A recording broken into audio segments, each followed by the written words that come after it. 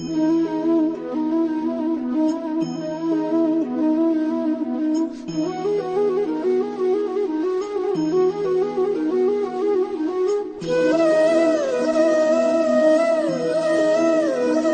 कृष्ण कन्हैया लाल की जय। प्रणाम। प्यारे भक्तजनों, यदि आप सबको हमारी वीडियोस पसंद आ रही हों तो इन्हें लाइक करें, कमेंट करें और ज़्यादा से ज़्यादा शेयर करें और हमारे चैनल को सब्सक्राइब करें। आइए अब हम अपने वीडियो की तरफ बढ़ते हैं, अपनी चर्चा की तरफ बढ़ते हैं। तो आज का हमारा चर्चा का विषय है जागृत अवस्था। जैसा कि आपने पिछले वीडियो में स्वप्न अवस्था और सुषुप्त अवस्था के विषय में सुना था, ये स्वप्न अवस्था और सुषुप्त अवस्था किसके लिए कही गई? तो कही गई है जीव के लिए, कि एक जीव, एक आत्मा ही स्वप्न में है, अर्थात नींद के अंदर ही स्वप्न आता है। तो अर्थ क्या हुआ कि एक जीव स्वप्न देख रहा है, नींद में है। इसी कारण से इस संसार में जितने भी आत्माएं हैं, चाहे वो किसी भी रूप में हो, सभी भटक रही हैं। जैसे कि हम देखते हैं ना कि जब हमें स्वप्न आता है तो हमारा मन कहाँ कहाँ विचरण करता है स्वप्न के अंदर। ऐसे ही एक जीव इस संसार में आकर के भटक रहा है, कभी किसी योनि में, कभी किसी योनि में, और उसे मनुष्य जन्म मिलता है। किस लिए मिलता है? कि अपना आत्म कल्याण करो। आत्म कल्याण किसे कहते हैं? यानी कि आत्मा का कल्याण, जीव अपना कल्याण करे। कैसे? आत्मा का आत्मा का कल्याण परमात्मा के साथ मिलन होने पर ही होता है। ऐसा सभी धर्म शास्त्र चाहे किसी भी भाषा में हो, ये कहते हैं। तो हमने स्वप्न अवस्था, सुषुप्त अवस्था के विषय में चर्चा सुनी थी और आज हम चर्चा कर रहे हैं जागृत अवस्था के विषय में, कि जागृत अवस्था किसे कहा जाए। आपने पिछले वीडियो में सुना कि जागृत अवस्था यानी कि आत्मा की जागनी होना और ज्ञानी होना, दोनों में बहुत बड़ा अंतर है। आत्मज्ञानी कौन होता है? जो अपनी पहचान कर ले, अपने मूल स्वरूप की जो पहचान कर ले, उसे कहते हैं आत्मज्ञानी। ज्ञानी कोई भी बन सकता है, कुछ भी पढ़ करके, अध्ययन करके, अभ्यास करके ज्ञानी तो कोई भी हो सकता है, पर आत्मज्ञानी तो वही होता है जो अपने अस्तित्व की पहचान करे। और ये अस्तित्व क्या है? अस्तित्व यानी कि जीव अपने आप को पहचाने। इसी विषय पर महामती श्री प्राणनाथ जी ने कहा है, पहले आप पहचानो रे साधो, पहले आप पहचानो, बिना आप चिन्हे पार ब्रह्म को, कौन कहे मैं जानो। महामती श्री प्राणनाथ जी कहते हैं कि यदि कोई आत्म जागनी के पथ पर चलने लग गया है तो सबसे पहले प्रथम सोपान जिसे कहा जाएगा, पहली सीढ़ी जिसे कहा जाता है, तो वह पहली सीढ़ी कौन सी है? पहले आप पहचानो। कि हे जीव, तुम पहले अपनी पहचान करो कि तुम कौन हो। क्योंकि हम अपने आप को क्या मान करके बैठे हैं? हम अपने आप को एक शरीर मानते हैं अथवा हम अपने आप को एक आत्मा मान करके रहते हैं इस संसार में।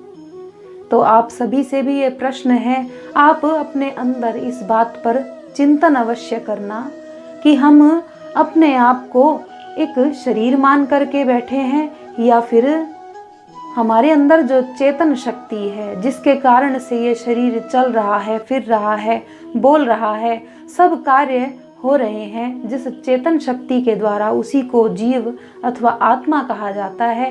क्या हम उसे महत्व दे रहे हैं अथवा इस शरीर को महत्व दे रहे हैं? तो आप सब भी जानते हैं कि महत्व हम किसे ज़्यादा दे पाते हैं? हम देते हैं महत्व तो इस शरीर को। इस शरीर के लिए ही घर, व्यापार, सब कुछ तो इस शरीर से ही लगा हुआ है। हम इस शरीर के लिए कितना समय निकालते हैं और अपनी आत्मा के लिए कितना समय निकालते हैं? क्योंकि आत्मा का तो एक ही धर्म है। आत्मा क्या चाहेगी? आत्मा तो केवल परमात्मा से मिलन चाहेगी, और परमात्मा से मिलन तो तब होगा जैसा कि महामती श्री प्राणनाथ जी ने कहा कि पहले आप पहचानो। हे जीव, पहले अपनी पहचान करो, तुम कौन हो। इस मनुष्य शरीर को तुम पा करके जो तुम्हारे अंदर जीव बैठा है उसका अस्तित्व जानो कि वो इस शरीर को धारण क्यों करता है। इतने बार आप आगमन का चक्र काट करके जब ये शरीर मिलता है तो किस कारण से? कुछ ना कुछ तो कारण होगा। क्या कारण हो सकता है?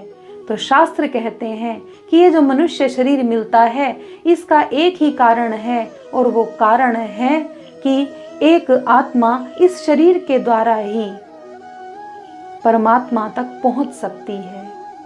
हम इस संसार में केवल खाने पीने सोने अथवा संतान उत्पत्ति के लिए ही नहीं आए। सबसे बड़ा तो एक साधन कहा गया, भजन बिना सब नरक है, पची पची मरिए माही। यदि हम सब घर संसार का तो सब कार्य कर रहे हैं, पर अगर हम भजन नहीं कर रहे, हम उस परमात्मा को याद नहीं कर रहे, तो भजन बिना सब नरक है। जो भी हम कर रहे हैं वो सब नरक के समान ही कहलाता है। तो बार बार हमारा विषय वहीं आ जाता है कि हमें अपने अस्तित्व की पहचान करनी है कि हमारा अस्तित्व क्या है। हम एक आत्मा का रूप जब अपने आप को मानते हैं तब हम उस पथ पर चलने लगते हैं कि इस शरीर के अंदर जो आत्मा बैठी है इसे परमात्मा से मिलना है, तो उस मार्ग पर हम चलेंगे। और जब हम मार्ग पर चलते हैं तो मार्गदर्शक का होना बहुत जरूरी है। मार्गदर्शक यानी कि रास्ता बताने वाला। और रास्ता कौन बता सकता है?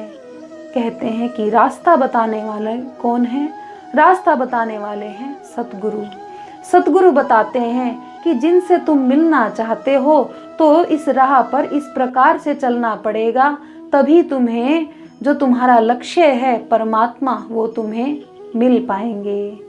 तो प्यारे भक्तजनों, इस प्रकार से हम जागृत अवस्था जिसे कहा जाता है, ये जागृत अवस्था का प्रथम सोपान कि हमें अपने अस्तित्व को पहचानना है, उस मार्गदर्शक को हमें ढूंढना है, क्योंकि खोज करना बहुत जरूरी है। हम हर वस्तु की खोज करते हैं। हमें यदि नौकरी चाहिए तो हम नौकरी की खोज करते हैं। यदि हमें कोई भी वस्तु की अथवा स्थान की खोज करनी हो तो उसके लिए साधन करना पड़ता है। ऐसे ही यदि हम इस आत्म जागने की तरफ बढ़ना चाहते हैं तो हमें उस मार्गदर्शक की, उस सतगुरु की खोज करनी होगी। इन्हीं शब्दों के साथ हम अपने विषय को यहीं पर समाप्त करते हैं। प्यारे भक्तजनों, जैसा कि हमने आपको वीडियो के शुरुआत में भी कहा, यदि आपको हमारी वीडियो, हमारी चर्चा का विषय पसंद आ रहा है तो आप इसे लाइक करें, कमेंट बॉक्स में लिख करके बताएं कि आपको ये चर्चा कैसी लगी, और अधिक से अधिक शेयर करें और हमारे चैनल को सब्सक्राइब भी करें। प्रणाम।